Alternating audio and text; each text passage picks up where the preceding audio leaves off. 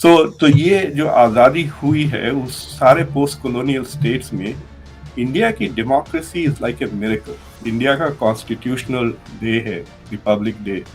ये मेरे ख्याल से एटलीस्ट कम से कम ग्लोबल साउथ के लिए this should be the festival of democracy. ये मेरे ख्याल से पाकिस्तान, बांग्लादेश, गाना, हर जगह इसको मनाना चाहिए, बिकॉज इंडिया हैज प्रूव कि गरीब मुल्क जो डीकॉलोनाइज हुए, जिनमें इतनी गुर्बत थी, they could still be democratic.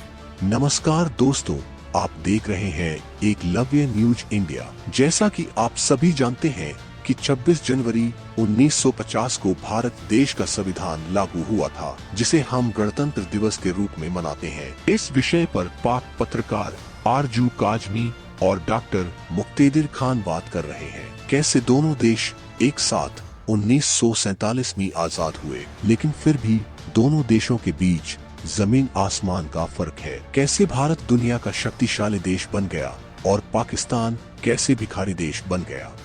Sir, वैसे तो बड़े आपकी बिजी लाइफ चल रही है आजकल, हम थोड़ा सा अपने ऑडियंस को वो भी आपसे सुनना चाहेंगे, क्योंकि अभी आपने बताया कि पाकिस्तानी भी उसमें शामिल हैं उस ग्रुप में। तो ज़रूर हमें बताइए कि आखिर आप क्या पढ़ा रहे हैं और क्या सिखा रहे हैं, खासतौर पे पाकिस्तान के लोगों को भी।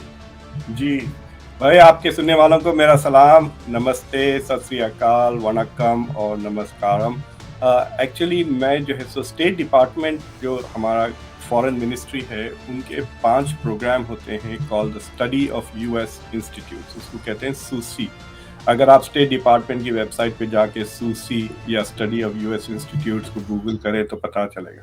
तो उसमें एक अमेरिकन पॉलिटिक्स पे है प्रोग्राम, तो एक अमेरिकन फॉरेन पॉलिसी पे प्रोग्राम है। तो हम हर साल 18 मुल्कों से 18 experts on US foreign policy, आमतौर पे वो प्रोफेसर्स होते हैं, लेकिन बाद वक्त वो head of government, external ministry, foreign affairs, intelligence agencies वगैरह के भी लोग आ जाते हैं। तो उनको ये स्टेट डिपार्टमेंट का प्रोजेक्ट ग्रांट होता है, जो मेरे पास है पिछले 6 साल से। तो मैं उसका एकेडमिक डायरेक्टर हूँ, यूनिवर्सिटी ऑफ डेलावेयर उसकी होस्ट है। तो हम हर साल स्कॉलर्स को लेकर आते हैं, समर में लेकर आते हैं 7 हफ्तों के लिए, and we give them like 80 lectures on American foreign policy, national security, और उनको पूरा मुल्क फिराते हैं, national defence university, West Point, इधर वगैरह बहुत लेके फिरते हैं उनको। तो लेकिन जो 2021 का कोहोर्ट था कोविड की वजह से हम उनको ला नहीं सके, तो सारा प्रोग्राम जूम पे हुआ। तो इस जनवरी में हम उनको लेकर आए, उनमें से 12 स्कॉलर्स आए। तो वो 12 जो स्कॉलर्स हैं उसमें इंडिया से, बनारस से एक प्रोफेसर हैं, मिथिलेश है उनका नाम, पाकिस्तान से है, कराची यूनिवर्सिटी से, का नाम है नईम साहब, और नेपाल से एक स्कॉलर हैं जिनका नाम लेक है। लेकिन इतनी दिलचस्प बात है लेक की कि लेक साहब है तो नेपाल से, लेकिन वो मेरे ही हाई स्कूल से ग्रेजुएट हुए हैं, सेंट पॉल्स हैदराबाद से। और फिर उस तरह से हमारे पास नॉर्थ मैसेडोनिया, तुर्की और पापुआ न्यू गिनी, तो इस तरह से 12 कंट्रीज हैं, कोस्टारिका, हर कॉन्टिनेंट से, अफ्रीका से, मोरक्को के रिप्रेजेंटेटिव। इनफैक्ट जो मोरक्को के रिप्रेजेंटेटिव है वो किंग के फॉरेन पॉलिसी एडवाइजर के असिस्टेंट है, and also the 10,000th subscriber of conversation. तो मैंने उनको एक स्पेशल अवार्ड दिया कल रात को, मेरे घर में दावत थी। तो मैं उनकी फोटो भी लगाऊंगा मेरे कम्युनिटी में, चैनल के ऊपर और शायद ट्विटर पर। तो एनीवे ये चल रहा था। तो हम लोग नहीं, बहुत अच्छा है सर, ये ऐसा होना चाहिए, बिल्कुल, डेफिनेटली। लोग जो है सब कंस्पिरेसी थ्योरीज बहुत बनाते हैं अमेरिकन फॉरेन पॉलिसी। ओह देखो, हिलरी ने ये कहा था टीवी पर, उसने ये लिख दिया था किताब में, नाउ दैट एक्सप्लेन्स कि अमेरिकन फॉरेन पॉलिसी कितनी कॉम्प्लेक्स है, वो हम समझाते हैं। वी होप कि ये स्कॉलर जब वापस जाएंगे तो अपने स्टूडेंट्स को और उनको समझाएंगे, भाई अगर बाइडन ने एक चीज कह दी या कोई किसी ने किसी किताब में लिख दी तो वो एक्सप्लेनेशन नहीं हो जाता American foreign. It's a very complex process. Defence का क्या रोल है, स्टेट डिपार्टमेंट का क्या रोल है, लॉबीज का, मीडिया, तो they understand the complex process. और मतलब हर बार हम उसको ऑर्गेनाइज करते हैं, इतने स्पीकर्स आते हैं, मैं खुद बहुत चीज़ें लर्न करता हूँ मेरे ही प्रोग्राम से, because I am listening to 50-60 से ज़्यादा डिफरेंट स्कॉलर्स। डेफिनेटली। और सर हमेशा मुझे तो लगता है कि हर एज में इंसान जो है वो कुछ ना कुछ सीख सकता है, और लर्निंग प्रोसेस तो कभी ख़त्म नहीं होता। लेकिन सर अगर हम बात करें 26 जनवरी की, एक रिपब्लिक डे इंडिया में मनाया जाता है, किस तरह देखते हैं आप इस डे को? और थोड़ा सा अगर आप हमारे जो खासतौर पे पाकिस्तान से लोग देख रहे हैं उनको बता सकें कि ये किस लिए मनाया जाता है, आप लोग देखिए, जो सेलिब्रेट करते हैं जी। हाँ, तो देखिए, इंडिया तो पाकिस्तान से एक दिन छोटा है ना। तो हमारी आज़ादी हुई 15 अगस्त को 1947। तो ये जो दिन है 26 जनवरी 1950 को इंडिया बिकेम ए रिपब्लिक। और इस दिन बेसिकली यूं कह सकते हैं ये ईद उल कॉन्स्टिट्यूशन कह सकते हैं। ये हम हमारे इंडिया का कॉन्स्टिट्यूशन रैटिफाई हो गया, कंफर्म हो गया एंड केम इनटू फोर्स। सो उस दिन से कॉन्स्टिट्यूशन अप्लाई हो गया। तो उस दिन इंडिया बिकेम ए रिपब्लिक। शायद आपके सुनने वालों को ये नहीं पता होगा कि जब 47 में जो इंडिया आज़ाद हुई तो इंडिया बिकेम एक कॉन्स्टिट्यूशनल मॉनर्की बन गई थी वो। तो हमारे जो किंग जॉर्ज थे वो फिर भी बादशाह थे वो इंडिया के, और अर्ल माउंट बैटन उनके यहाँ पे वॉइस रॉय थे। सो 47 से 50 तक वी वर स्टिल, जैसा कि कनाडा और ऑस्ट्रेलिया में अभी भी अब किंग चार्ल्स की हुकूमत है in a sense, symbolically they are part of the, हम लोग इस दिन से we cease to be that, क्योंकि उस दिन इंडिया के प्रेसिडेंट राजेंद्र प्रसाद प्रेसिडेंट बन गए, the first president. So basically यूँ कह सकते कि टोटल आज़ादी पूरी कंप्लीट हो गई उस दिन। But not only that, but India became a Republic, a constitutional Republic है और डेमोक्रेसी। मैं तो इस दिन की इतनी अहमियत देता हूँ कि देखिए, जो पोस्ट कॉलोनियल मुल्क हैं जिन्होंने कॉलोनियल पावर्स फ्रांस, बरतानिया वगैरह से आज़ादी हासिल की 1940 से लेकर 1970, 1994 में ऑफिशियली जो कॉलोनाइजेशन प्रोग्राम था यूएन का वो ख़त्म हुआ। तो इतने 40-50 साल लगे सारी दुनिया को। अभी भी 17 ऐसे जगहें हैं दुनिया में जो अभी तक फुल्ली डीकॉलोनाइज नहीं हुए, जिसमें से फ़लस्तीन एक है। वो इंदिरा गांधी ने 1-2 साल में हमारी वो बैटिंग रिकॉर्ड खराब कर दिया, 1-2 जीरोज आ गए, वरना ये सेंचुरी के ऊपर ही चल रही थी batting average. So India has been continuously a democracy. India में सारे लोग आज़ाद हुए एक साथ, ऐसा जैसा कि अमेरिका में 1919 के करीब औरतों को इजाज़त मिली और फिर अफ्रीकन अमेरिकन को 65 में जाकर खुद आज़ादी हुई। So these kind of things didn't happen in India. On day one everybody were independent.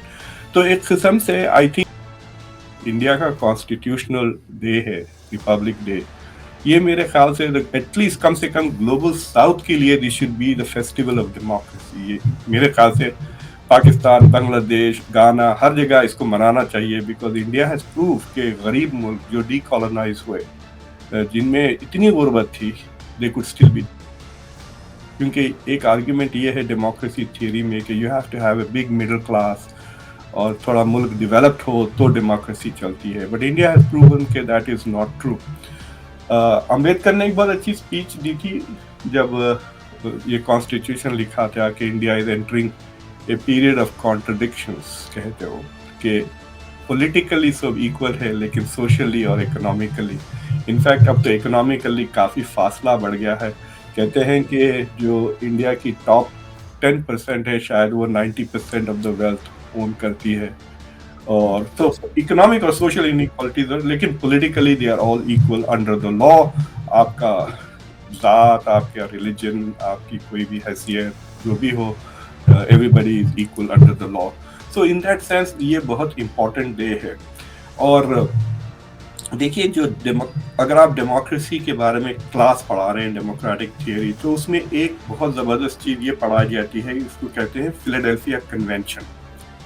तो जो अमेरिका का कॉन्स्टिट्यूशन लिखा गया था, तो मई से लेकर सितंबर तक 1787 में, आज़ादी के 13 साल के बाद, American got together, founding father, उन्होंने अमेरिका के कॉन्स्टिट्यूशन को डिबेट किया और उसको लिखा।